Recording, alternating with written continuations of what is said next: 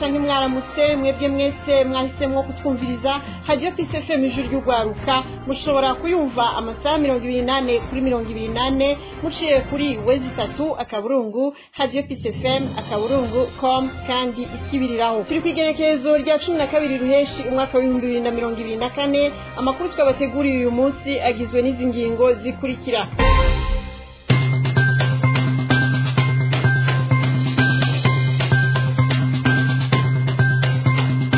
Hari inama yo mu buryo bw'ibanga yeruka gukorwa hagati y'igihugu ca Tanzania n'igihugu c'u Burundi mu ntumbero yo kwirukana impunzi ziba muri ico gihugu vuba ahashoboka muraza kuvyumva.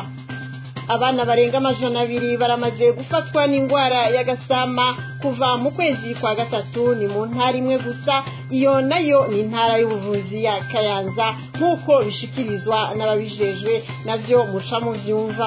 Abasirikare b'Abarundi baheruka gutaha bavuye mu gihugu ca Somalia baridoga bavuga yuko badahabwa agashahara kabo bamaze umwaka wose bakorera atanurumeya bararonka. Twabibateguriye amakuru twabateguriye saya gusa tubafitiye n'ayandi avugwa mu bindi bisata kumana na jewe Jean d'Arc Gikundiro ngirenda yabashikirize nkabandi ko ndafashwa na Chanel Nyarizwa mu buhinga bw'ivyuma twese hamwe tubaye Radio Peace FM.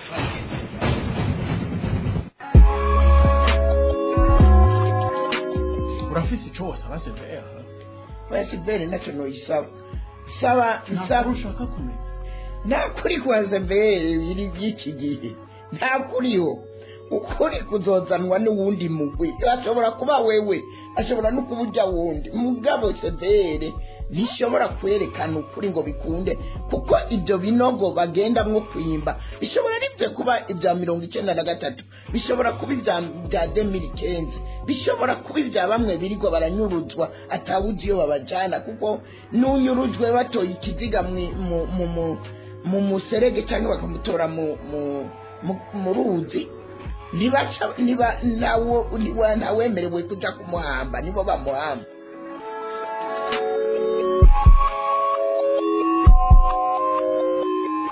Aya makuru tuyahereye mu bijanye n'amagara y'abantu aho abana barenga 200 aribo bamaze gufatwa n'ingwara y'agasama kuva mu kwezi kwa gatatu k'uyu mwaka mu ntara y'ubuvuzi ya Kayanza. Bivugwa na muganga Pascal Niyonzima arongoye iyo ntara y'ubuvuzi aho amenyesha ko igice kinini c'abo bana bari bagwaye iyo ngwara bamaze gukira. Ni mu gihe kuva kuri uyu wa kane gushika kuwa mbere w'indwi iza hari isekeza ryo gucandaga abana bafise kuva ku mezi 6 gushika ku mezi 59 indwara ya gasama. Bakaba bazonaronswa amama ya vitamine A akinga uruhumyi hamwe n'ibinini vya albendazole bivura inzoka zo mu nda. Muri iryo sekeza mu Kayanza hitezwe ko hazocandagwa abana bashika ku bihumbi 155 n'amajana aho ni mu gihe amwe mu madini atemera inshanco. Muganga Pascal Niyonzima asaba abajeje intwaro kuzofasha kugira agateka n'ineza vy'abana vyubahirizwe muri iryo sekeza. Nayo abarongoye amadini abasaba guhimiriza abayoboke babo kwitabira iryo sekeza kugira rizoshike kwihangiro kuko ngo indwara y'agasama isinzikaza ibibondo mbere ngo hakaba n'ivyo itwara ubuzima. Mu mpunzi haraheruka kuba inama yo mwibanga yiga ku kuntu abarundi bahungiye mu gihugu ca Tanzania botahuka bose. Vyavugiwe mu nama yabereye mu ntara ya Kigoma yari yitabiriwe n'umushikiranganje w'intwaro yo hagati w'u Burundi, umushikiranganje w'intwaro yo hagati ya Tanzania hamwe n'umukuru w'intara ya Kigoma. Vyavugiwe muri iyo nama tubibaze Viator Tori Haragira-Mungu. Muri iyo nama y'umwiherero yabereye mu ntara ya Kigoma kwigerekerezo rya ndwi ruheshi umwaka wa 2024 yabaye mwibanga ntangere aho hari n'abamenyesha makuru bamwe batari bemerewe kwinjira. Isoko ryacu mu ntara ya Kigoma yarashoboye kubona abitavye iyo nama yari yitabiriwe na Ndirakobuca Gervais batazira ndakugarika umushikiranganje w'intwaro yo hagati mu gihugu iterambere rusangi n'umutekano Tobias Andegenye atwara intara ya Kigoma hamwe na na Hamad Masauni umushikiranganji w'intwaro yo hagati w'igihugu ca Tanzania. Aha Andegenye akavuga ko atahengesheje kubwira bagenzi we ko anezerejwe no kwicarana nabo ku kibazo cyo kwiga uko botahukana impunzi z'abarundi kuko mu Burundi hari amahoro kandi cyatumye bahunga chaheze. Kimsingi ni faraja kwetu kama serikali ya Tanzania kuona wenzetu wa Burundi tuko pamoja twicaranye n'abarundi. Biranezereje cyane kuba twicaranye n'Uburundi mu kwiga ku kibazo cya bene wacu ko batokomeza kwitwa impunzi mu makambi ya Tanzania mu gihe umutekano n'amahoro biri mu gihugu cyabo. Niyo mpamvu twicaye hamwe ibiganiro by'ukuntu bohunguka. Mwebwe mwitabiriye iyi nama turemeranya ko icyatumye abarundi bahunga cyaraheze mu Burundi. Ubu rero Burundi bukaba bwitaye cyane ku gutunganya ibibazo by'abahunguka, ariko impunzi ziri mu makambi zirerekana ko zidashaka na gato guhunguka. Ariyo mpamvu tuzoganira n'izo mpunzi ngo tumenye impamvu zidashaka guhunguka, maze dukorere ku byiyumviro byabo birashe batanze. Kwa nini wanasita kurejea nyumbani na kupima sababu watakazozitoa kama zinawapa sifa ya kuendelea kuwa wakimbizi na kisha kufanya maamuzi sahihi kama nchi. Gervais Ndakugarika akaba yagarutse ahanini ku bucuti buri hagati ya Tanzania n'u Burundi butabemerera ko izo mpunzi zoguma mu makambi y'icyo gihugu kuko mu ntara zose zigize igihugu cy'u Burundi umutekano ari wose. La présente réunion bilatérale repose sur les relations fraternelles qui ont caractérisé nos deux pays pendant les décennies. Iyi nama igizwe n'impande zibiri ikaba igaragaza ubumwe budasanzwe hagati y'igihugu cy'u Burundi n'igihugu cya Tanzania. Tukaba twigira hamwe ikibazo cy'abene gihugu cy'abene wacu, tukaba twigira hamwe ikibazo cy'abene wacu bashiki bacu b'impunzi bahungiye muri kino gihugu cya Tanzania, aho akaba ata muntu n'umwe yodea ko umutekano utuzuye mu ntara zose z'igihugu cyacu, mu ntara zose z'igihugu cyacu, mu ntara zose z'igihugu cyacu cy'u Burundi. Alors que la paix et la sécurité sont une réalité sur tout le territoire national du Burundi, telle est la question que quiconque pourrait se poser. Nayo kubwa Hamadi Masauni atwara intara ya Kigoma akaba yashikirije ko atumva impamvu impunzi zidataha ku bwinshi kandi amakuru aronka amwemeza ko mu Burundi amahoro ari umusesekara. Kikao hiki ni cha pande mbili ambapo serikali ya Tanzania na serikali ya Burundi zimeamua kukaa na kujadili masuala mbalimbali kuhusiana na wakimbizi kutoka Burundi.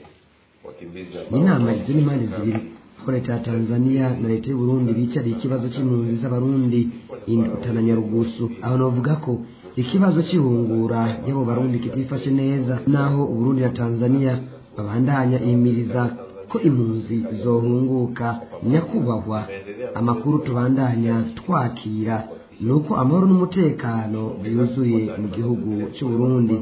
Niyo mpamvu duhamagarira impunzi guhunguka ngo baje guterera mu kubaka iterambere ry'igihugu cyabo. Ili ukaendelee kushiriki katika ujenzi wa taifa lao, kushiriki katika shughuli mbalimbali za maendeleo. Nta gihe kinini kirahera imiryango y'ababa 30 isubiriye guhunga igasubira gusaba ubuhungiro inyuma yo kwitaba akamo kabatahukana nuko nyene, ariko bamwe bakaba bagarutse bavuga ko bacitse ku icumu, abandi biciwe ababo inyuma yo guhunguka. Mukamenya ko impunzi zababa ibihumbi 260 arizo zibarizwa mu gihugu ca Tanzania, nyinshi muri zo n'abarundi bahunze intureka zakomotse ku kwihagira ikiringo cya gatatu cyahavuye gikwega amabi menshi n'akarambaraye mu gihugu ca Ntare. Vietortori haragira mungu ndagushimiye. Ubutungane abacamanza b'u Burundi bakwiye kwiyubara ntibagwe mu mutego nk'uko vyashikiye abaciye urubanza RPC agakwego 56/21 agakoni S. Ivyo ni vyashikirijwe n'uwaserukiye umugambwe Sahwanya Frodebu Pierre Claver Nahimana mu gihe umugwi CVR wagira imfagusa urubanza RPC akarongo 5621 agakoni S rwaciwe na sentare ya gisirikare yo mu mwaka w'igihumbi kimwe n'amajana 1972 hari kuri uyu wa gatatu igenekerezo rya 12 ruheshi umwaka w'ibihumbi 2024 mu kiganiro n'abamenyesha makuru inkuru ndende na Diane Kaneza yimenyereza kuri Radio Peace FM ijuru y'ugwaruka. Ivyo bimenyeshwa na Pierre Claver Ndayicariye aramutswa umugwi CVR akamenyesha ko inyuma y'amatohoza yakozwe basanze imanza zaciwe ico gihe ngo ntazigeze ziburanishwa.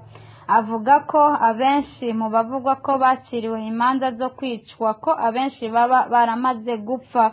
Uwo aramutswa CVR yashimangiye ko ubutegetsi bwabikoze mu ntumbero yo gusigura abantu bari bamaze kwica nk'uko amakungu yariko atunga urutoki ubutegetsi bw'ico gihe. Ikindi nacyo ngo izo manza zacibwa mu kivunga aho abacirirwa imanza amazina yabo ataboneka mu cegeranyo c'urwo rubanza. Abandanya avuga impamvu nyamukuru yatumye urwo rubanza ruteshwa agaciro ngo ni gusubiza agaciro abantu babuze ababo kuko abenshi batswe ububasha bwo kuganduka ku babo kandi ngo nta rubanza rwaburanishijwe. Nayo uwaserukiye inama nshingamateka ngo kuba urwo rubanza rufuswe ngo ni intambwe nini ku gihugu kuko ngo bizokosora imitima y'abarundi biswe abamenja. Pierre Claver Nahimana yaserukiye umugambwe Frodebu asaba abacamanza b'u Burundi kwiyubara ntibazogwe mu mutego nk'uko byabaye mu 1972. Nawe Kaneza Diane urakoze. Politike wishe umuntu aba yerekanye ko atacashoboye. Ivyo nivyashikirijwe n'umupatiri yahereje inkuka y'imisa mu gihe hibukwa inshuro ya 29 habaye ubwicanyi bwakorewe abanyeshure biga muri kaminuza y'u Burundi hari kuri uyu wa kabiri igerekerezo rya 11 ruheshi umwaka w'ibihumbi 2024. Claudine Ndayishimiye. Nkuko Padiri Dieudonné Niyibizi mu nyigisho yatanze yabimenyesheje ko ata muntu n'umwe afite uburenganzira bwo kwaka ubuzima uwundi nawe ubikoze akaba atakaje ubuntu. Yasabye abanyeshuri ndetse n'abantu bose gukora ibishoboka byose mu gukingira ubuzima bw'abandi. Umuyobozi wa kaminuza y'u Burundi Odasimani Rabona mu ijambo ryiwe yashikirije ko kaminuza y'u Burundi atari urubuga rwa politike ahubwo ari kaminuza itanga ubumenyi. Yasabye abanyeshuri kubahana mu butandukane bwabo bataravye ubwoko, intara, imigambwe ndetse n'ivyumviro byabo. Yamushikiranganje mu vyejeje hari mu indero François Havyarimana asaba abayobozi b'amashuri atandukanye gushimikira ku ndero runtu kugira ivyabaye ntibizosubire. Kubwiwe kubika ivyabaye ngo n'umuti canke urucanco kugira ivyabaye ntibize byongere kuba. Ahari abanyeshuri bishe bagenzi babo. Ko bibutsa ko ibirori vyo kwibuka abo banyeshuri bagandaguye ko vyasozerewe no gushira amashurwe ku cibutso kiri muri kaminuza y'u Burundi ahubwo bwicanyi bwabereye ku igenekerezo rya 11 ruheshi umwaka w'igihumbi kimwe amajana 1995. Hakaba kandi haruguruwe icese inyubako y'icibutso c'abo banyeshuri bagandaguwe. Claudine Ndayishimiye urakenuye. Imyidogo ni myinshi mu basirikare b'u Burundi baheruka gutahuka bavuye mu butumwa bw'amahoro mu gihugu ca Somalia, bakidoga bavuga ko agashahara kabo bamaze umwaka bakorera batagahawe. Bagasaba umukuru w'igihugu c'u Burundi Evariste Ndayishimiye na General Prime Niyongabo aramutswa ibiro bikuru vya gisirikare mu Burundi kubarenganura bagahabwa agashiruka butekabo bakoreye. Inkuru twateguriwe na Odace Kaburo. Abo basirikare bidogera abajejwe kubatunganiriza agashahara kabo ni abahora mu butumwa bw'amahoro atimisi mu gihugu ca Somalia bagizwe na batayo zibiri, no kuvuga batayo ya 70 n'iya 71 baheruka kurangiza ico gikorwa cabo bari bamazemwo ikiringo c'umwaka. Bose bakaba bashitse mu Burundi kuri uyu wa gatandatu ruheshi umwaka wa 2024 bakidoga bavuga ko uyu mwaka wose urangiye batarahembwa n'igiceri c'ifaranga rimwe mu gihe abandi basirikare bo mu bindi bihugu bari basangiye ubwo butumwa muri ico gihugu ca Somalia atangorane nk'iyo bafise bakibaza ingene bo bamara ico gihe cose bataronswa agahembo kabo mu gihe ONU yateguye ico gikorwa ari nayo itanga amafaranga ku bihugu biba vyarungitse muri bene ubwo butumwa maze abarongoye ivyo bihugu bagaheza bagashikiriza ako gahembo abasirikare babo baba barungitswe mu bihugu runaka kugarukana amahoro. Iyo myidogo ntiri mu baheruka gutahuka gusa bavuye i Somalia na bamwe mu basozereye ico gikorwa mu mwaka uheze bo bavuga ko bwafutse umunwa bakavuga ko basa n'abambuwe n'umukoresha wabo ari we leta y'u Burundi. Hambavu yo gutinda guhabwa ako gashiruka bute abakaronkejwe bidoga bavuga ko batagahawe uko abandi basirikare mu bindi bihugu basangiye ubutumwa bagahabwa mu gihe ayo mafaranga atangwa n'ishiramwe mpuzamakungu ONU rijejwe kubungabunga amahoro n'umutekano aharugwa mu madolari y'abanyamerika. Abasirikare bo mu Burundi barungitswe muri Somalia bagiriza leta y'u Burundi ko ibiba ku gikenye ibicishije mu kuvunja ayo madolari mu mafaranga y'amarundi. Muri iki gihe ifaranga rimwe ry'idolari rivunjwa amafaranga 600 by'amarundi bo baharurirwa ku bihumbi 3 gusa mu mafaranga y'amarundi. Sivyo gusa iyo bamaze kubibira ku kivunjo buri musoda baca bongera bakamukata ayangana n'ibihumbi 450 y'amarundi buri kwezi. Kubwabo basirikare bakibaza iyo ayo mafaranga yose anyikira kuko atansiguro nimwe barigera bahabwa n'abarongoye eka no mu mafaranga leta iba yakoresheje buri mwaka ayo bakatwa ntiyigera avugwa. Bakavuga ko baruhijwe no kuba bitanga mbere bamwe bakasiga agatwe ariko hagera gukorwa mu ntoke bikaba ikibazo n'ugize ngo arahabwa ako gashiruka bute agahabwa intica nikize maze bene inganji akaba ari bo batuburura uwishe akuya n'umuryango wiwe batubitse uwavubi. Bamwe muri abasirikare bagatunga agatoki General Prime Niyongabo arongoye ibiro bikuru bya gisirikare imyaka irenga 12 ko ari mu bandi mu bababoheye amaboko imugongo. Bagasaba umukuru w'igihugu cy'u Burundi Evariste Ndayishimiye kubarenganura kugira babone gukorera igihugu bafise ingoga kuko akosha umusyi kava mu ngasiro.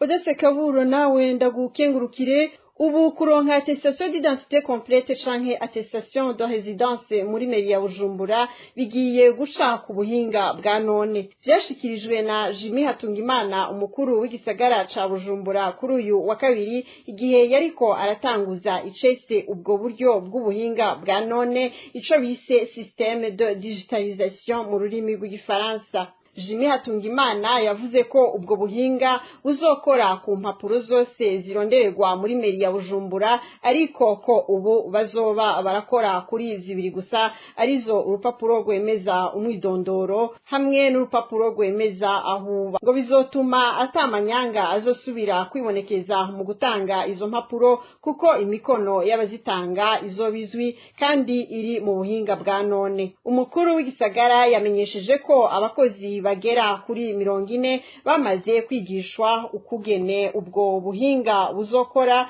busanzwe bwarashizwe no mu matelefone yabo. Nayo mu ntara ya Rumonge ho ngo ingenzi zija kota amashuha zaragabanutse nk'uko vyiganwa n'abahakorera ngo mu misi iheze bahora bakira ingenzi zirenga 100 muri weekend gusa ariko muri kino gihe ngo ico kibanza kigenderwa n'ingenzi ziri munsi ya 30. Abo bakorera muri ico kibanza kiri ku mutumba wa Mugara muri zone Gatete bamenyesha ko uko kugabanuka kw'ingenzi zigendera ico kibanza vyoba biva kwibura ry'igitoro vyatumye ibiciro vyo kwiyunguruza biduga cane. N'abanyagihugu baba mu micungararo y'ico kibanza bamenyesha ko babona ivyahindutse. Nk'abafise amazu y'uburiro bavuga ko batagikora neza nk'uko bisanzwe kubera ingenzi zagabanutse. Amakuru twese twabateguriye kuri uyu wa gatatu naha agarukiye. Mwakoze mwese mwayakurikiranye kuva mu ntango zayo.